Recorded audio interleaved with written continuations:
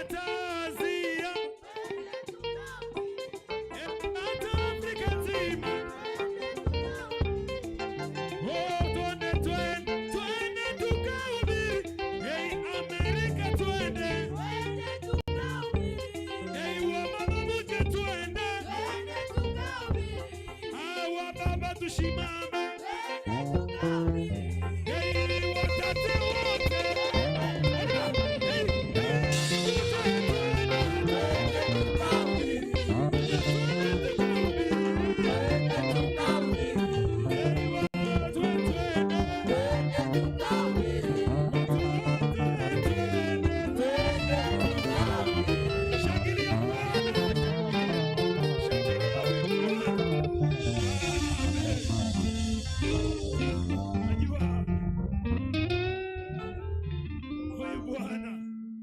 Anastahili sifa za mioyo yetu.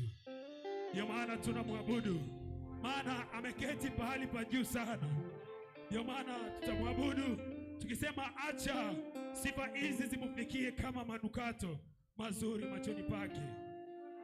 Tutaimba, wewe uketie juu ya yote, sifa hizi zifike kitini pako, wimbo huu ukawe manukato. C'est très simple. Oh Jésus, wewe uketie juu ya yote, sifa hizi zifike kitini pako, wimbo ukawe manukato. Yawe wewe uketie Bwana, wewe uketie juu ya yote, sifa hizi zifike kitini pako,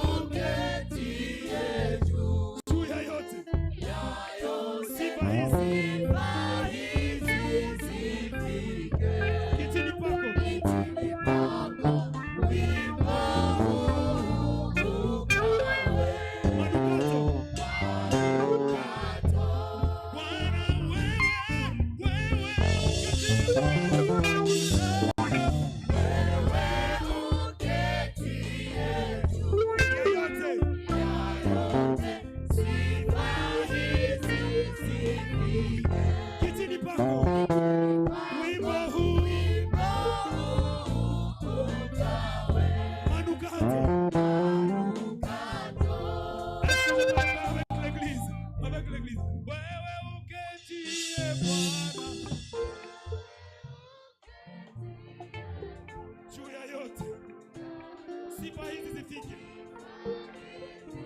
kitini pako, kitini pako, wimbo huu kawe manukato, manukato. Oh, c'est très simple. Imba tena wewe uketie Bwana. Jésus, juu ya yote Bwana, sifa hizi zifike kitini pako, kitini pako, wimbo huu ukawe manukato, manukato. Oh Jésus, tu peux le faire encore plus fort que ça.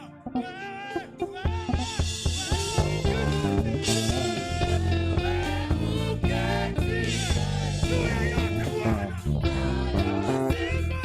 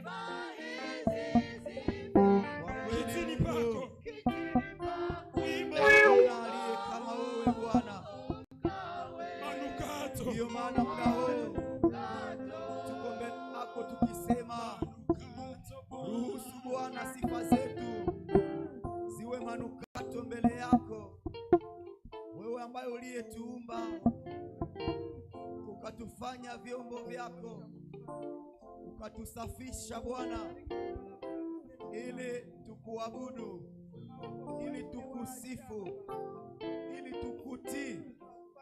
Na Bwana, ili kupendeza utume, ili tuendelee kuonesha utukufu wako kila siku. Ndiyo maana muda huu tunaomba tukisema, ruhusu Bwana sifa hizi ziwe manukato mbele yako Bwana. Pokea maabudu za wana wako. Acha Bwana kila mmoja amekuabudu akikumbuka makuu na maajabu Mfalme ambao umeyafanya kwake. Waliokuwa wagonjwa Bwana umewaponya, na ndiyo maana wanasema pokea utukufu wewe ambao umewaponya. Waliokuwa wajawazito Bwana umewafungua. Hivi Bwana wanapoona viumbe vipya wanakuabudu na kusema pokea maabudu yao. Wale ambao waliokuwa safarini Mfalme, wanapotazama ajali, hatari, shida mbalimbali walizopitia, na wamefika mbele yako wakisema Bwana pokea sifa za mioyo yao ambazo zinatoka kwenye mioyo, wakikumbuka kazi kubwa ambayo umeitenda kwa ajili yao. Wote waliokuwa ndani ya shida, walioachwa na wapendwa, Bwana wewe mwenyewe umeonekana faraja, na ndiyo maana sote tuko mbele yako tukisema pokea maabudu yetu. Wewe ambao haukutuachilia katika shida, katika maswali yetu, katika kila ulizo Mfalme, wewe Mungu umeonekana kwetu, umekuwa jibu. Asante Bwana kwa sababu ulipoona Yesu Kristo iko katika kipindi kichungu, ulituma malaika na akaja akamtia nguvu, na alipopewa nguvu alisimama na aliweza kupata uwezo ya kukufa kwa ajili ya ulimwengu mzima, sisi ambao tuliokuwa wenye dhambi, ili Bwana tuwe haki yako. Acha Bwana muda huu, tuma malaika wako apate kutia nguvu kila mmoja, apate kutia nguvu kila mmoja kupitia neno lako ambalo umeliandaa kwa ajili ya mjoli wako ambao amesimama mbele ya kusanyiko. Utumie Mfalme kwa utukufu wako, na mahali ambapo kila mmoja atakaa, acha Bwana iwe mahali pake pa kupokea muujiza ambao umemwandalia kwenye asubuhi ya leo. Tuikalishe kimya Bwana, ukiwa umepokea maabudu yetu, kwa sababu chakula chako ni maabudu. Wakati Bwana tumekulisha, na wewe mwenyewe ni muda wako wa kusema nasi. Mioyo yetu sasa tunaiweka tayari Bwana, useme nasi, ikiwa ni kutuhamakia, ikiwa ni kutuonya, ikiwa Bwana ni kutushauri, tuko tayari. Pokea maabudu yetu na utulishi. Tunakushangilia kwa sababu wewe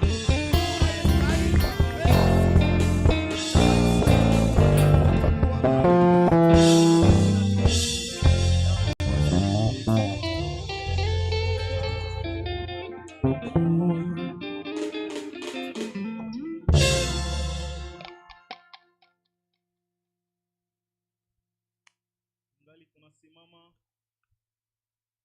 tunafungua Biblia zetu ndani ya kitabu ya Matendo ya Mitume sura yake ya 4 mstari yake ya 32, na tutaishia ku mstari wake ya 37. Matendo ya Mitume sura 4 mstari wake ya 32 hadi 37. Actes des Apôtres chapitre 4 verset yake ya 32 mpaka verset yake ya 37. Naongoza usomi katika jina la Yesu Kristo. Nao wengi wa watu walioamini walikuwa na moyo mmoja na roho moja. Hakuna mmoja aliyesema ya kama vitu vyake vilikuwa mali yake mwenyewe, lakini walikuwa na vitu vyote kwa ushirika. Na mitume walishuhudia ufufuko wake Bwana Yesu kwa nguvu nyingi. Neema kubwa ikakuwa juu yao wote, wala hakupatikana katikati yao hata mtu mmoja aliyekosa kitu, kwa sababu wote waliokuwa na mashamba au nyumba waliziuza, wakaleta bei ya vitu vilivyouzwa, wakaiweka kwa miguu ya mitume. Ikagawiwa kwa kila mtu kwa kadiri ya uhitaji wake. Na Yosefu aliitwa na mitume Barnaba, maana yake mwana wa faraja, Mlawi, mtu wa Kipuro. Alikuwa na shamba, akaliuza, akaleta fedha, akaziweka kwa miguu ya mitume. Amen. Tunaweza kaa.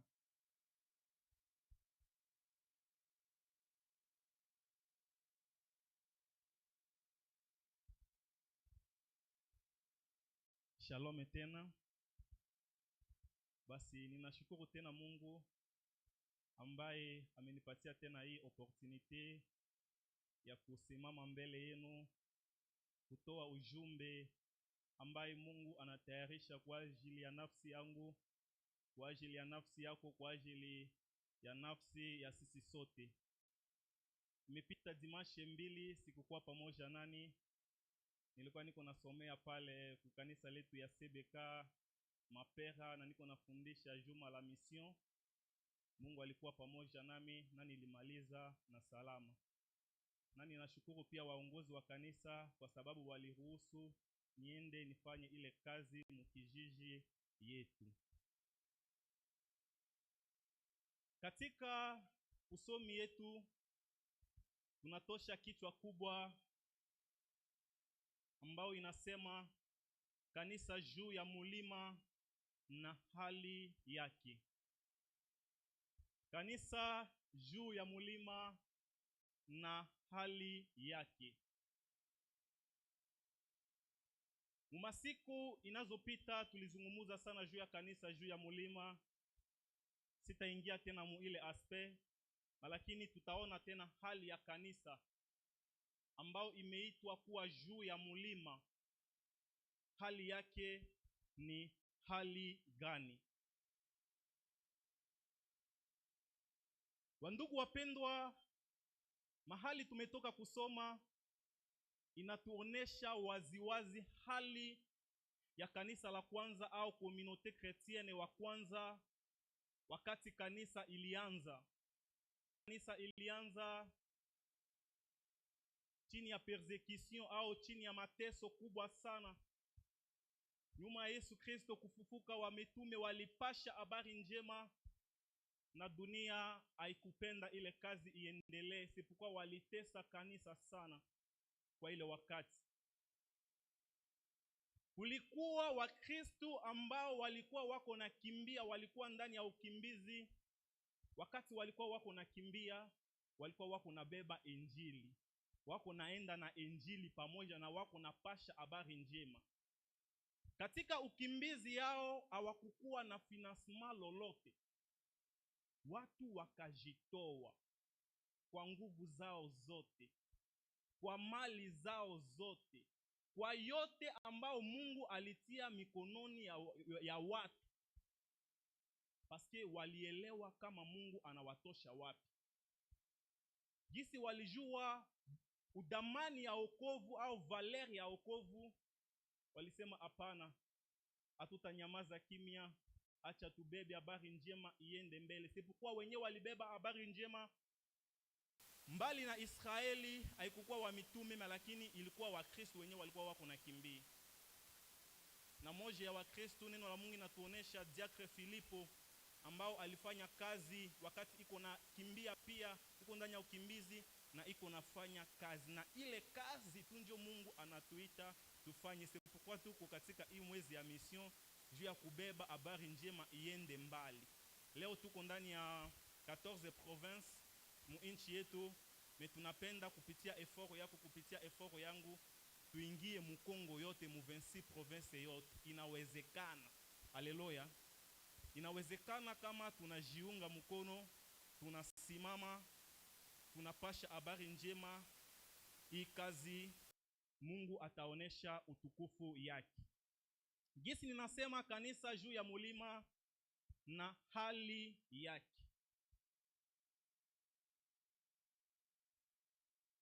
Hii kitabu ya Matendo ya Mitume inatuonesha hali fulani fulani ya kweli. Kuko hali ya mingi, lakini tutagusia hali zimoya zimoya. Verset ya 32, tusome verset ya 32. Verset ya 32 inasema, nao wengi wa watu walioamini walikuwa na moyo mmoja na roho moja. Hakuna mmoja aliyesema ya kama vitu vyake vilikuwa mali yake mwenyewe, lakini walikuwa na vitu vyote kwa ushirika. Hii jambo inakosea sana community yetu ya leo, makanisa zetu ya leo. Wakristo wengi hawajafikia mu hii niveau. Wakati neno la Mungu nasema watu ambao waliamini, wakati walisikia habari njema, wanapatia Yesu Kristo maisha yao, kitu ya kwanza wanasema, neno la Mungu nasema walikuwa na moyo mmoja na roho moja. Leo iko chose drôle, unaweza kaa hapa gisi tunakaa hapa, wanafiki abakosi. Haleluya. Eske wanafiki wanakosa hapa? Mmoja anasema pale pale, anasema wako wengi. Wakati kanisa ilianza juu kazi ya Mungu isonge mbele vizuri, walikuwa katika moyo mmoja na roho moja. Sepukwa neno la Mungu nasema ndani ya Zaburi 133, ni vema na ya kupendeza sana wa ndugu kukaa pamoja kwa umoja. Paske inawezekana tunakaa pamoja gisi tuko hapa, tunatembea pamoja, tunafanya kazi pamoja, tunalala pamoja, tunakula pamoja, lakini hatuko kwa umoja.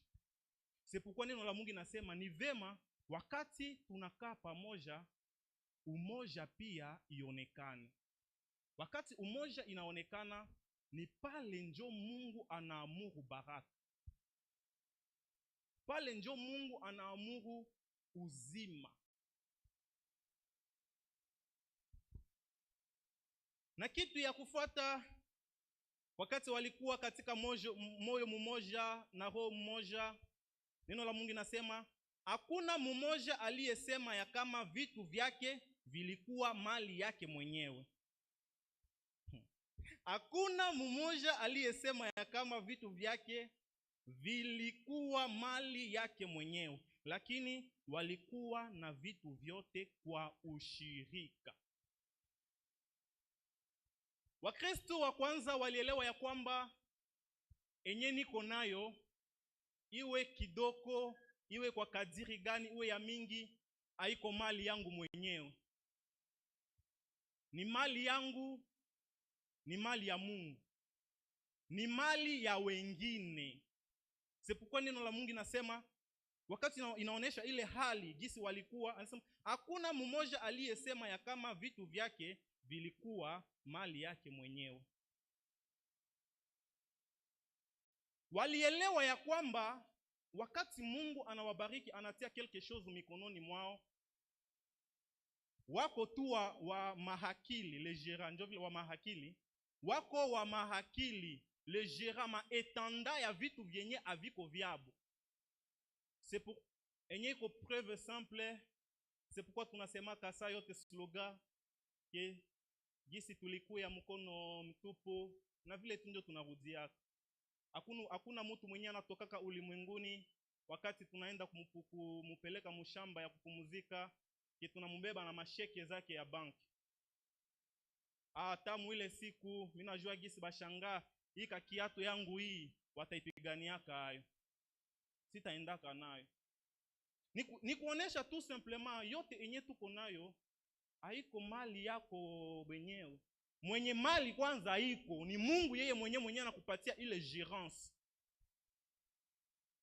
Na ile gérance unaigeria namna gani? Inasaidia wengine namna gani? Inasaidia kazi ya Mungu namna gani? Juu kazi ya Mungu isonge mbele, iendelee mbele. Wakristo wa kwanza walielewa ile jambo. C'est pourquoi walitembea katika ushirika gisi parti ya mwisho ya verse yake ya 30 nasema, lakini walikuwa na vitu vyote kwa ushirika. Wakati ile ushirika ilionekana, wamitume walipata nguvu ya kutemwanye kazi ya msalaba, ya kutemwanye kwa nguvu yote, kwa hodari wote kazi ya ufufuko wa Yesu Kristo. C'est pourquoi mu verset ya 33 inasema, na mitume walishuhudia ufufuko wake Bwana Yesu kwa nguvu nyingi. Na neno la Mungu linasema jinsi wakati walisimama na ile nguvu kutumikia Mungu, inasema neema kubwa ikakuwa juu yao wote. Jinsi walielewa ile ushirika, umoja, kutembea mbali na kushikamana mkono, mbali na kusukumana mbele, mbali na kuinuana, basi neema ya Mungu iliwajaza. Neema ya Mungu ilitembea nao wote. Ya kuchangaza sasa mu verset ya 34, wakati neno la Mungu nasema, wala akupatikana katikati yao hata mtu mmoja aliyekosa kitu, kwa sababu wote waliokuwa na mashamba au nyumba waliuza wakaleta bei ya vitu vilivyouzwa. Katikati ya Wakristo wote ya wana wa Mungu hakukuwa mtu mwenye anakosa kitu. Neno la Mungu haisemi ya kwamba waliuzisha vitu vyao vyote. Juu tusielewe pale mubaya. Hawakuuzisha vitu vyao vyote. Walikuwa wako nauzisha, c'est pourquoi inatia tu ku pluriel, inatia hii phrase mu pluriel, na lakini haisemi waliuzisha vyote, waliuzisha mashamba. Wakati unafaa utafiti ya Biblia mzuri, inatuonesha ya kwamba katika ile communauté watu walikuwa na moyo ya liberalite, ya kusaidia wengine. Sasa walikuwa, wakati mtu anajikuta iko na vitu vingi, wakati anajikuta iko na vitu vingi, anasema iki nusu kameme isaidie wengine, nusu isaidie kazi ya Mungu. Haiko kusema mtu alikuwa nao moja na ile moja tena anafanya nini? Anaiuzisha, anabakia mkono mitupu. Me alikuwa anakamata sehemu ya enye iko nayo, na ile sehemu aingalie tu fale ikue sehemu moja kubwa, hapana, sehemu kidogo enye alikuwa nayo. C'est pourquoi haikusema ni watajiri ndio walileta waliuzisha au watu ya kategori fulani. Wote wenye walikuwa na vitu walijua kwamba sehemu ifale isaidie wengine. Na kwenye inanishangaza, wakati walikuwa wako nasaidia wengine, waliendelea kupata vitu paske hawakukosa kitu. Walijua kupartager na wengine. Wakati wako natosha ingine, Mungu iko naongeza. Mungu iko naongeza. Wakati nilikuwa niko na medite hii fazi, nasema kanisa yetu ya hao tufikie hapa badi. Kama tunafikia hapa, Mungu atajipiga kifuu. Anasema kuko kanisa ndani ya mji wa Bunya, kanisa ya hao wa Kristo wenyewe wanakaa pale. wanaelewa hii jambo, paski wanabebana mzuri na wanabeba kazi ya Mungu inasonga mbele. Waliuzisha mali yao. Wakati waliuzisha hawakukosa kitu. Me wakati tunaremarke ndani yetu, wakati tunaikaa, unakuta unaweza kuwa hata na kitu, unaona mwenzako anakosea, me unafunga tu macho, unafunga roho. Unakuta wengine wako nakufa hata juu ya hali ya afya, anakosa gisi ya kujitunza. Me wengine wako na mali yenye inaweza msaidia hata mwenzake, nasema acha nikusaidie, watunze hata afya yako ikuwe mzuri. Paski umoja haya bana. Wengine wanakatala meme kukula na wengine, nasema pale iko matata. Unaingia kwa mtu uko tena bezo ukunye maji, me uko najiuliza ndani ya moyo, batanipatia maji ya wageni au maji ya nyumba? Maji ya watu wote. Unaogopa. Unaogopa. Mavitu vya mingi sana tunachia ndani ya moyo, inatufunga. Duko natembea pamoja, lakini umoja haya ikala vizuri. Metuelewe ya kwamba wakati Mungu ananibariki, anakubariki, tujue ya kwamba tuko tu wa simple gérant. Tujue ya kwamba tuko wa simple gérant, tunagere mali enye haiko yetu, atuko ba propriétaire. Mais tuko tu wa maakili, wa gérant, wa intendant. Na wakati Mungu anatubariki, tukue naangalia wengine. Katika hali ya kanisa ambao iko juu ya mulima, tunaweza sema hali ya kwanza ilikuwa umoja. Walitembea katika umoja. Na ile umoja imeonekana wazi.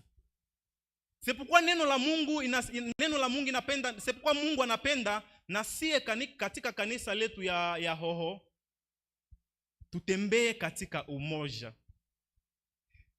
Na hali ya pili yenye imeonekana hapa gisi hawa Wakristo waliishi ilikuwa upendo. Upendo ya kweli, ya bila unafiki, ya bila uchaguzi. Tupime soma Wakorintho wa kwanza, itatuonesha kazi ya upendo, kama upendo inafanya nini. Wakorintho wa kwanza sura yake ya 13, tutaanza kumustari wake wa 4.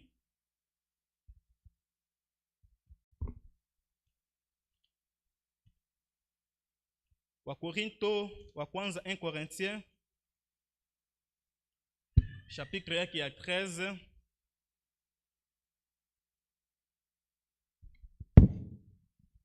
Tunaanza mu verset yake ya 4.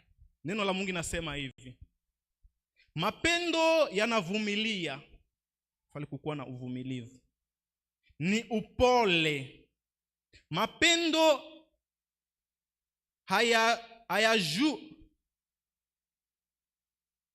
hayajui wivu.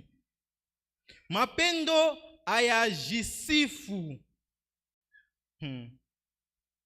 Hayajisifu kweli. Hayajivuni. Majivuno. Verset 5. Hayakosi kuwa na adabu. Hayatafuti maneno yake.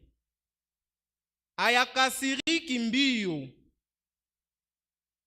Hayahesabu mabaya. Verset ya 6. Hayafurahi kwa huzuni, lakini yanafurahi pamoja na kweli. Verset ya 7. Yanahimili maneno yote, yanaamini maneno yote, yanatumaini maneno yote, yanavumilia maneno yote. Mapendo hayapunguki hata kidogo. Tunaweza achia pale. Inatuonesha hali tunaweza tembea katika mapendo namna gani. Na wakati tunasoma hii verse, unajikuta fazi gani? Eske unaiweza? Eske unaishi hii jambo? Kitu ya pili katika hali ya kanisa ambayo iko juu ya mulima ni upendo. Upendo ionekane katikati yetu. Kitu ya tatu ni utakaso. Mungu anaita kanisa missionnaire ingie katika umisheni na inaishi maisha ya utakaso. Paske wakati mtu anaishi maisha ya utakaso, maisha ya piete, anajitoa katika utakatifu yote mbele ya Mungu, na ile iko injili kubwa sana ambao inatoshaka watu katika upotevu, katika giza, inawakokota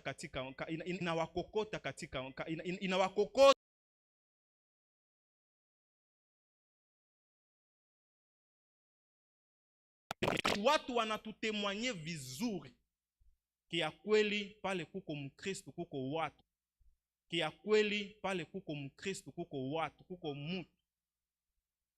Au tasema hata kitu kikuya kwenda tuende mkanisa ya Sebeka ho, au kupenda ni wakati anaona tu gisi unaishi utakaso, inamkokota kwa Mungu. Kanisa la kwanza ilielewa hii jambo. Na kitu ya ine, waliishi maisha ya maombi. Maisha yao yote ilikuwa maombi. C'est pourquoi walikuwa na wakati ya kujitoa mbele ya Mungu. Wanajitoa kwanza, mtu ye mwenyewe anajitoa mbele ya Mungu, anakuja sasa kuongea na Mungu, anakuja kuabudu Mungu, anakuja kujinyenyekea mbele ya Mungu. Wakati walielewa ile jambo, ilisaidia sana katika mateso yao, katika ile vita enye kanisa ya kwanza ilipigana ndani, iliwasaidia kanisa isonge mbele. Na kitu ya tano enye inaweza kuwa kitu ya mwisho, pale mu verse ya pili inatuonesha ya kwamba ushirika katika kazi ilionekana, paske walikuwa wako natia vitu vyao vyote pamoja. Ushirika katika kazi. Mungu anatuita tushirikiane katika kazi, tukue na ushirika katika kazi. Ushirika katika kazi, tunaweza fanya kazi pamoja, au unaona mwenzako anakosa kazi ya kufanya, uko na possibility ya kumpatia kazi, unampatia kazi. Ile iko ushirika katika kazi. Si tu ile aspect tunashindwa ile aspect. Tunaweza kuwa na beto, tunatangaza beto, 300 personnes wanakuja. Ndani ile 300 personnes, unaweza kuta sana 200 personnes hawana kazi. Unakuta ile 100 personnes wako na uwezo ya kupatia ile 200 personnes wengine kazi. Metanke tuko na wangalia tu kumacho, wako natesekea pale, wako na luma meno pale, yuko nakula meno, yuko nakula meno. Haiko kitu ya mzuri.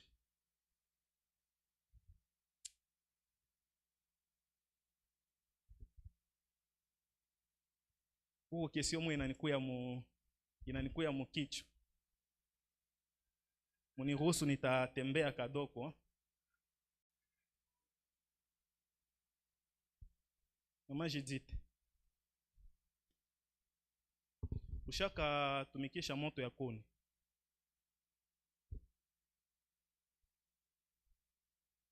Siko nasikia sauti yake.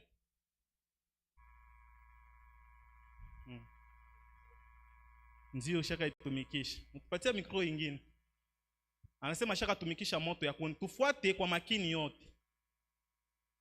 Juu wakishe ile moto ya kuni, unakuwa na besoin ya makoni ngapi juu moto iwaki? Kuni mingi tu. Anasema ni koni mingi. Papa Eric alisema Ushaka tumikisha moto ya kuni? Ndio.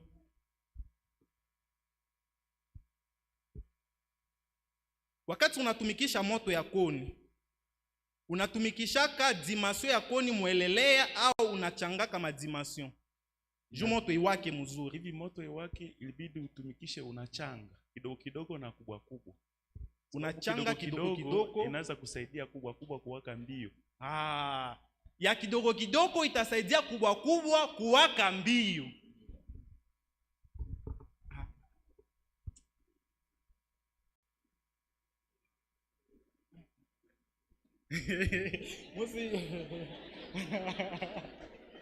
Musi ogope. Nina atala mamangu. Twende mbio mbio mama. Sushaka tumikisha moto ya kuni? Ndio. Mama anasema ndio. Kuna kuwaka wakati uko natumikisha moto ya kuni, unakuwa koni moya iko natosha moshi ya mingi juu iko na maji. Ile koni unaifaka oni. Musi ye anatumikishaka moto ya kuni, anajua atupatie experience yake. Inaweza itosha. Mimi naongeza nyingine ya kidogo kidogo yenye tawakisha zingi. Anaweza itosha, anatia kwanza kujua ikauke, anaongeza nyingine ya kidogo kidogo. Nani kuna réponse tofauti? Na ile question. Maman pasteur. Ile mkoni ya moshi unafaka nini wakati inaonekana ndani ya moto? Ninaweza iacha pale, mimi natia kidogo kidogo ya kukauka pembeni yake juu wake. Asante sana. Unaweza fungia pale.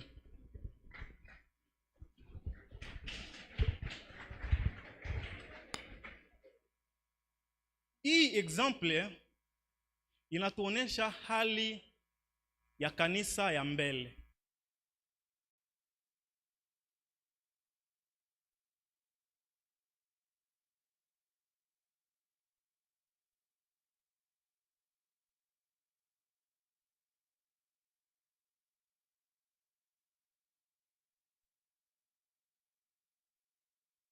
Wakishake moto ifale kuchanga makoni.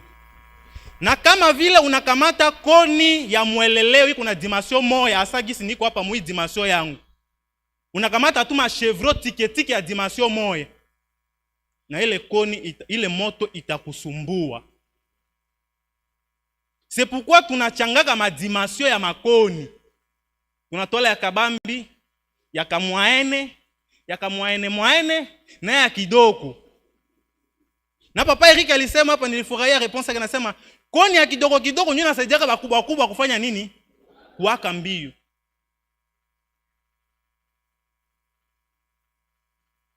Na gisi tuko hapa, gisi tumekaa hapa, kanisa yetu iko na besoin ya nguvu ya kila mmoja. Na wewe mwenyewe uko na unawaza ke uko na nguvu ya kidogo, ujue ya kwamba nie njo muko naacha injili ya hii kanisa isonge mbele sana. Est-ce que tunaelewana? C'est pourquoi hii kanisa wakati ilielewa ile, kila mtu selon nguvu yake alikuwa analeta sehemu ya enye iko nayo. C'est pourquoi walitembea katika ile ushirika. Walielewa. Na wakati moto iko na waka, kuna kuka na mamoto na makoni enye inakuwa na moshi sana, makichwa mangongi. Benye banakoroka tu watu.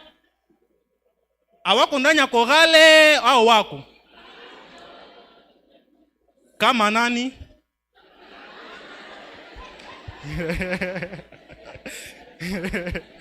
Wako. Ile makoni iko, eske ile makoni, eske tuitupe, tuifukuze? Hapana. C'est pourquoi mama hapa alisema ile makoni tuiache tu pale, me tuichoche, mata tena makoni zingine za kidogo tuichochelee. C'est pourquoi watu ya aina ile tuwasogelee, tuwaonye, tuwaoneshe njia. Na wako na ile mai iko napunguka, haipungukake mara moja pia. Nikuwa iko napunguka. Ndio sababu wazee wa kanisa wanafanyaka ile kazi. Iko napunguka, wakati napunguka inapata inakauka, inapata chaleur ya wenzake. chaleur ya upendo ya wenzake, nasema kumbi hapa iko ndio hivi, mimi vile mimi nasimama katika kutumikia Mungu. C'est pourquoi neno la Mungu linatuita tena asubuhi ya leo tusimame juu ya mulima, juu ya kupasha habari njema isonge mbele. Na sisi sote tumehitajika, kila mtu na selon nguvu yake asimame. Na enye Mungu anakupatia usiwazie iko yako mwenyewe. Papa Kitambala, ile kinkairi yako iko yako mwenyewe. Uyo kwa mapastere iko pale, bazevi iko pale, benzi ba Kristo viko pale, ni yetu sisi wote, wajirani wako pale. Jumali ya nani? Ni ya Bwana.